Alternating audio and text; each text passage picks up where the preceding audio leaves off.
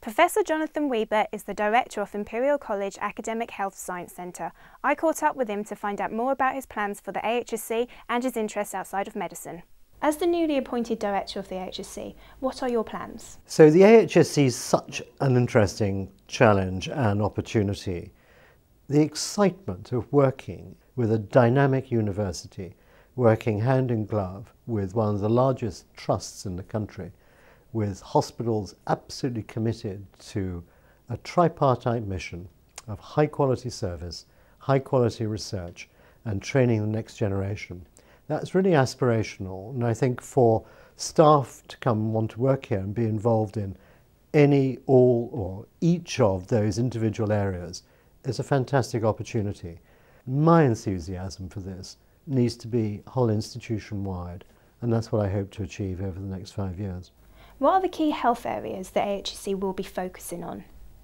So the first one to grasp is cancer, because cancer is critical for the UK and for Imperial as a college and AHSC and as a trust. We've got opportunities to really build local partnerships, immensely exciting opportunities. And we've just been appointed one of the country's genomic medicine centres to take next generation sequencing and immediately use that to change how we look after patients with cancer. So fantastic opportunities, a real moment in time, and that's got to be the top priority for us. What kind of work is the AHSC currently doing in these key health areas? So the AHSC has already invested in next generation sequencing at a research level, and also for service, particularly for malignancies and hematological malignancies. What we're now going to do is use that science base to, combined with using informatics across the trust around the what we would term the phenotype, the actual presentation of cancer, to be able to stratify patients or personalise the treatment based on their genomes, the cancer genomes, and based on the drugs and the susceptibility to the new drugs which are coming along. The opportunities in cancer to really change cancer practice on scientific grounds are really immense now. Looking ahead, what will be the AHSC's biggest impact in terms of patient care in the UK? The answer to that, I think, is going to be in more than one area. So we've already discussed what we were doing in cancer.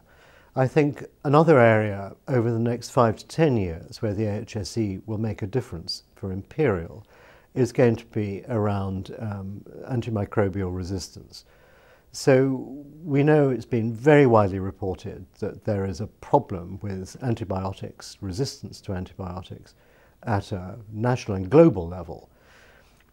Imperial's had a fantastic reputation in the field of infectious disease, and indeed it's where, as we know, antibiotics began.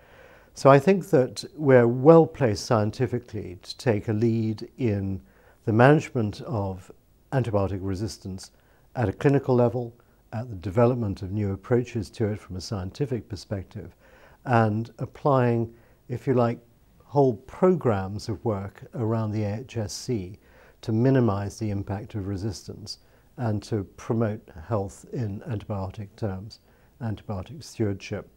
So I do see that Imperial AHSC will take a national lead in this regard, perhaps even international.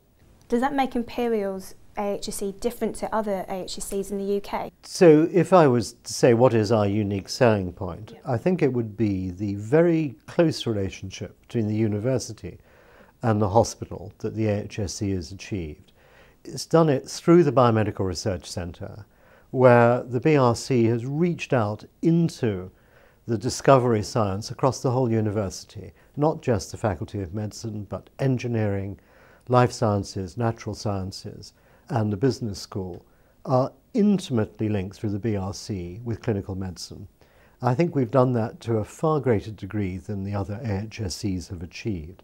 And I think when I look forward, that'll be the base in which differentiates us from the others. What other interests do you have outside of medicine? I'm politically involved, so I'm a member of a party, Labour Party, and I'm active in that regard. I've been most of my life active locally where I live in Islington in North London around primary school education. I've been a governor and chair of governors of a primary school for a long time. So I have a real sort of passion also for education at a school level, at a primary level, as well as at the university level. But what I do outside of my work, in the broadest sense, is bikes and boats. So I'm a keen motorcyclist, and I have too many motorcycles for my family's good. And I like sea fishing, so I go out, I have a boat for sea fishing. Cod this time of year.